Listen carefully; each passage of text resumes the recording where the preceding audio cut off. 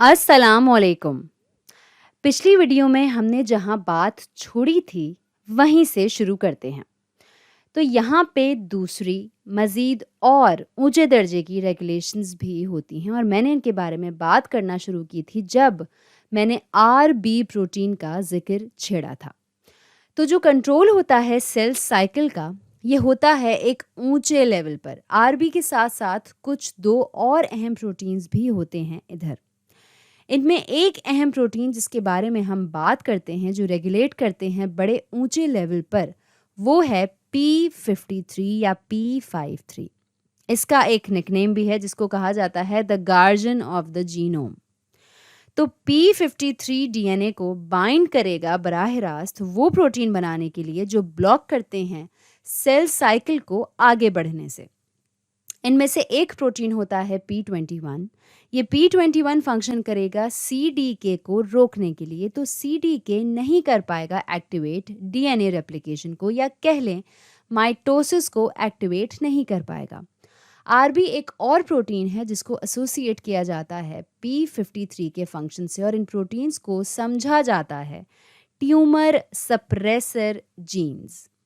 तो आरबी एक प्रोटीन है जो बनता है ट्यूमर सप्रेसर जीन से, बिल्कुल P53 की तरह।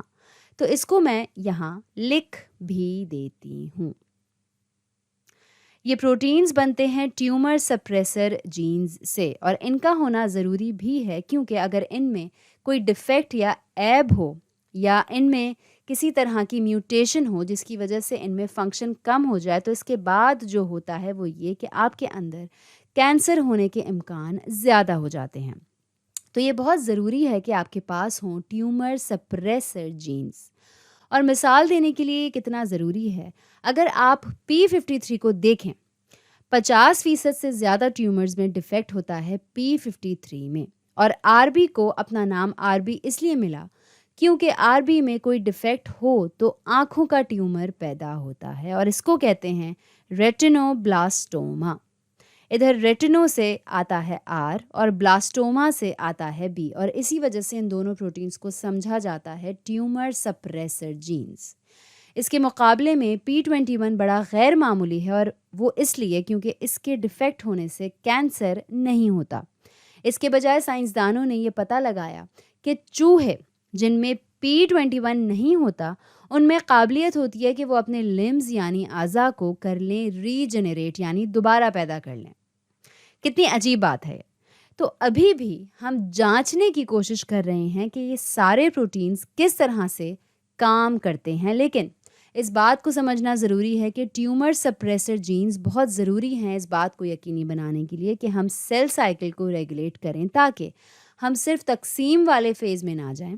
हमें ये यकीनी बनाना चाहिए कि हम तकसीम सिर्फ तब ही करें जब मुनासिब हो या जब सेल तैयार हो, और ऐसा सेल भी होना ज़रूरी है जो तकसीम होता हो।